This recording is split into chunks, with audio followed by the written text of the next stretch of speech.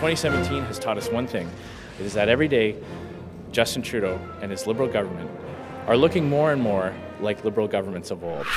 So that's the opposition leader, Andrew Scheer, reacting on Parliament Hill after Prime Minister Justin Trudeau was found guilty of violating the ethics rules late last week. Now, the Conservative leader has held the top job in that party since late May.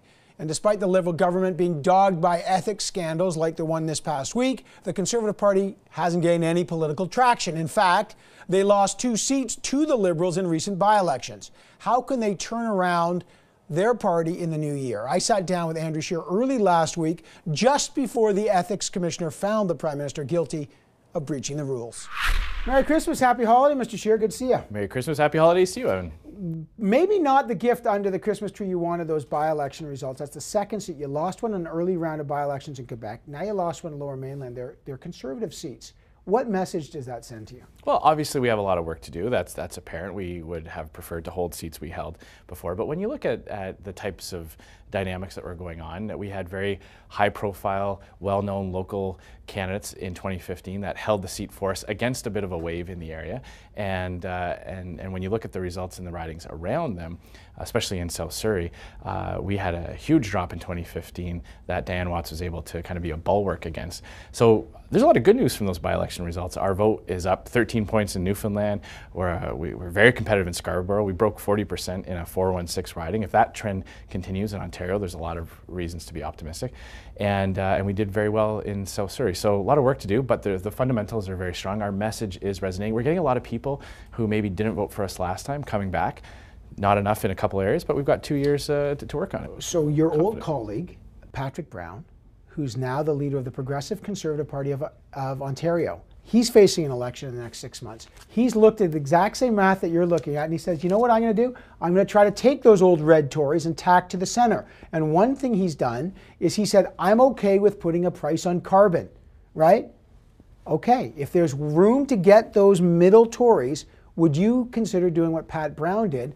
And now you say, as the leader of the Conservative Party, it's time to put a price on carbon. So it's funny because, you know, it's called a carbon tax right up until a government proposes it, and then they start trying to call it a price on carbon. Well, a price is something you have a choice in paying. So let's not call it a price. It's a tax. It's a tax on carbon. It's revenue that the government is forcing you to pay, money that the government's forcing you to pay that comes in as revenue. So it's a tax. I'm opposed to a carbon tax. I think there are ways that we can reach disaffected Liberals without changing what we've stood for. We've stood against a carbon tax for a long period of time. I was unequivocal in my leadership campaign that I would repeal the Trudeau carbon tax. So what if Pat Brown wins? I mean, is that a message for you? He's done what you're talking about. He's tacking to the center, trying to absorb those people that believe that the Liberals may have moved too far to the left. And he's done it by saying, look, we're not opposed to that. Preston Manning said, hey, we're not opposed. Conservatives, we put the conserve in conservative. That's been a red line for you. If he wins, would you rethink that? There are a lot of ways that you can show and demonstrate and passionately fight to improve our environment and make sure that governments are doing the types of things that we pass on a clean environment to the next generation Canadians. I don't believe you need to do it with a tax. I don't actually believe a new tax will be effective at doing it. I believe that I can come up with my team of Conservative MPs and shadow ministers a compelling set of policies on the environment that will resonate with Canadians, but it will not include a carbon tax. You asked Bill Morneau to resign. He didn't resign. He's made some changes now. Did you ask for his resignation too early, now that you know he's sticking around? I don't believe so. We actually were very patient on this. We wanted to give Bill Morneau a lot of opportunity to simply come clean. This is the thing that's so frustrating. And you've seen the clips in question period. We weren't asking rhetorical questions. We weren't asking But of substance, what did he do? I know, by the way, there's still an investigation, so we don't know if there's a conflict of interest, and we got to wait, and fair enough. That's a big thing hanging over the finance minister's head. But of substance, what's the fundamental, substantial critique of this guy? Well, I think first of all, there's the substance of his attack on small businesses.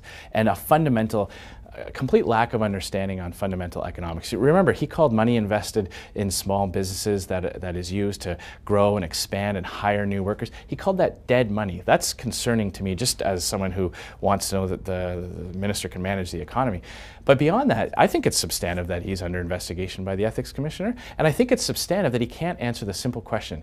We wanted to know, did he meet with the Ethics Commissioner before tabling legislation that could have benefited his company? He can't even answer that question. So I think when you have a minister in that portfolio who's under these kinds of personal questions, the fact that he can't come clean tells me that Justin Trudeau doesn't take ethics and accountability seriously. All right, let's do some rapid fire. Stephen Harper wrote a memo to his clients saying the Liberals are, quote, napping on NAFTA. Now, they've got some conservatives like the former leader, Ronna Ambrose, giving them advice. Are the Liberals napping on NAFTA in your mind? Is Harper right? Well, you know, I won't go into what was written in a private memo and distributed to a small group of people. But I will say that was selectively leaked. But okay. Yeah, and who brought the most amount of attention to that? But when you look at the trade file, whether it's missing the opportunity to get a deal with softwood lumber with Barack Obama while he was still in the White House, Justin Trudeau didn't bring down his natural resource minister. He brought down his in-laws and his party fundraiser, sending very mixed signals on what their priorities are at the NAFTA table. This bizarre trip to China that was pre-positioned as the start of something on free trade and then coming back empty-handed. His inability to explain what he did at the TPP conference, which would have been Trans-Pacific Partnership. Yeah. And this would have been great news for manufacturers, for our agricultural sector, for exporters. This is a large trading bloc that Canada had an opportunity to get in on and right away, and he's walked away. What would you do with Trump? Look, be candid. Trump's difficult to predict. I mean, unpredictable is the lightest way to describe their approach to NAFTA. What would you do differently? They're hanging around, they're at the table, they're consulting. I'm not saying they're winning or losing, but boy, their opponent in this is pretty tough to figure out, no? Well, you know, I believe that it's important that when you're talking about trade, it's not just good enough to kind of wax eloquent and maybe, you know, read a copy of Adam Smith at Adam and hope that he gets it. You have to show where the win is for the United States. And when the United States was threatening Canada with Buy American, the previous Conservative government sent out a legion of people out to the United States, not just in Washington, but out in Ohio and Iowa and swing districts, and found employers who hired Americans thanks to access to our market. We got them to help make that case for us. I don't think that the Liberals have been doing enough of that kind of thing. I think they need to ramp up those efforts, but they also have to stay focused. This is about jobs and opportunity and market access, and they're bringing a lot of things into the table that don't speak to that. Last question. Biggest challenge going ahead. People got to figure out who Andrew Scheer is. I know you've got the ads where you're walking in the park. Biggest challenge for you in the new year? I think it's just that. It's getting out to more places and finding a way to get my message out to Canadians and you know, in a way that resonates with them. We learned a lot from the last election. You have to do more innovative things on social media. You have to talk to people on the platforms that they're on. We're doing more of that. We've seen a lot of success and improvement. Just getting me out there and engaging more with ads. people. Well, more ads. More events, more ads, right. more opportunities to give speeches, more opportunities to get the message out, because we have a Prime Minister that gets the images out very quickly. They've got a very good PR shop in the PMO. But I think what Canadians are finding out is that they're putting a lot of focus on PR and not enough on policy and actually improving the lives of Canadians. All right, well listen, have a great holiday. I look forward to more conversations in the new year. Anytime.